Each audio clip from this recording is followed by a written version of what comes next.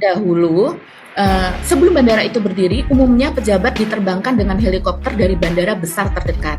Tercatat di laman PT IMIP, menteri di era Presiden Joko Widodo seperti Luhut Panjaitan, Panglima TNI Jenderal Hadi Cahyanto, Tito Karnavian mengunjungi PT IMIP via bandara IMIP. IMIP dengan investasi Cina dibebaskan dari pajak, bebas tenaga kerja asing, bebas cukai, bebas macam-macam. Dia tidak pernah membayar apapun. Freeport selalu membayar. Tidak ada bebas bea, tidak ada bebas apa. Ini lebih parah. Siapa benar? Kenapa saya katakan demikian?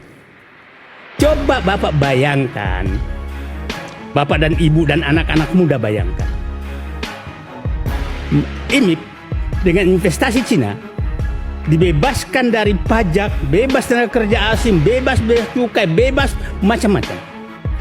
Sementara aneka tambang, Vale, yang BUMN, yang berusaha yang sama di dalam negara Kesatuan Republik Indonesia, yang kita harus menegakkan regulasi, tapi ternyata masih terdapat celah-celah yang merupakan kerawanan terhadap kedaulatan ekonomi, bahkan juga bisa berpengaruh kepada stabilitas nasional. Luhut bahkan 5 kali berkunjung ke sana. Jadi Luhut sendiri, selain dia sering berbicara di Jakarta di mana soal IMIP tentang hilirisasi nikel dan sebagainya, juga ternyata menurut catatan sudah 5 kali berkunjung ke IMIP dan kemudian melalui bandara tersebut. Nah, sekarang pertanyaannya, jika pejabat-pejabat itu, mereka yang berwenang untuk melindungi Indonesia, untuk menjaga tumpah darah Indonesia, mengetahui tentang soal bandara sudah pasti lah, apalagi ada Marsikal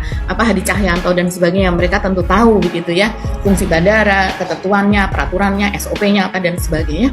Kenapa ini tidak pernah menjadi masalah di mata mereka begitu? Tapi baru kemudian menjadi masalah besar pada saat pemerintahan Prabowo. Dan yang lebih parah lagi, kita baru tahu bahwa nggak ada otoritas Indonesia di situ. Mbak Edna mendengar nggak? Pak Safri marah nggak ketika mengetahui ada bandara tertutup di kawasan industri Marwan? Pernyataannya tegas banget ya. Dan untuk jabatan menteri itu pernyataan yang telak gitu ya. Yang keras.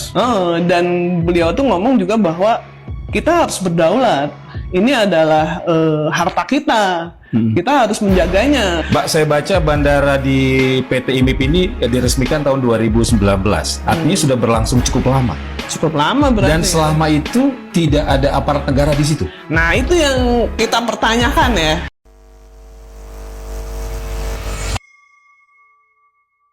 Terungkap, operasi senyap China di Indonesia nyaris kuasai aset strategis. Prabowo tak tahu siapa yang bermain di balik bayangan. Sebuah laporan internal intelijen mengguncang jantung pemerintahan. Di saat publik menyoroti dinamika politik dalam negeri, diam-diam operasi senyap dari pihak asing diduga telah berjalan bertahun-tahun dan Indonesia hampir kehilangan kendali atas aset-aset strategisnya. Yang mengejutkan, sumber internal menyebut bahwa Presiden Prabowo Subianto bahkan tidak mengetahui penuh soal operasi ini. Informasi ini muncul setelah investigasi mendalam dari lembaga pertahanan menemukan adanya jejak investasi dan kendali terselubung dari perusahaan-perusahaan berafiliasi dengan Beijing yang telah menembus proyek energi, pertambangan, hingga telekomunikasi di berbagai wilayah strategis Nusantara. Segalanya bermula dari laporan kecil mengenai aktivitas tidak wajar di kawasan industri maritim di Sulawesi dan Kalimantan. Data ekspor-impor yang melonjak tajam tanpa jejak administratif yang jelas menimbulkan tanya besar. Setelah ditelusuri, sejumlah perusahaan lokal ternyata hanyalah cangkang dengan modal dan kendali penuh dari entitas asing yang berpusat di Tiongkok. Bukan sekadar bisnis, laporan ini menyebut telah terjadi penyusupan sistemik terhadap kebijakan energi dan keamanan data nasional. Beberapa dokumen rahasia bahkan menunjukkan adanya upaya pengaruh lunak melalui jalur diplomasi ekonomi, strategi klasik yang dikenal sebagai soft power infiltration. Pakar geopolitik dari Universitas Pertahanan menegaskan, pola ini bukan hal baru. Ini adalah bentuk modern dari penjajahan ekonomi, tidak dengan senjata, tapi dengan utang, investasi, dan kendali kebijakan, ujarnya tegas. Jika dibiarkan, Indonesia bukan hanya kehilangan kontrol terhadap sumber daya alam, tetapi juga keamanan data, jalur pelayaran, dan bahkan arah kebijakan luar negerinya. Yang membuat publik gemetar, dokumen yang bocor ke media menunjukkan bahwa operasi ini telah dimulai sejak hampir 1 dekade lalu, di bawah radar pemerintahan sebelumnya. Kini, ketika pemerintahan baru berupaya memulihkan kedaulatan ekonomi, bom waktu tersebut mulai berdetak. Operasi senyap ini bukan sekadar urusan ekonomi domestik. Beberapa analis menyebut keberhasilan China memperluas pengaruh di Indonesia akan menjadi kunci dominasi geopolitik Asia Tenggara.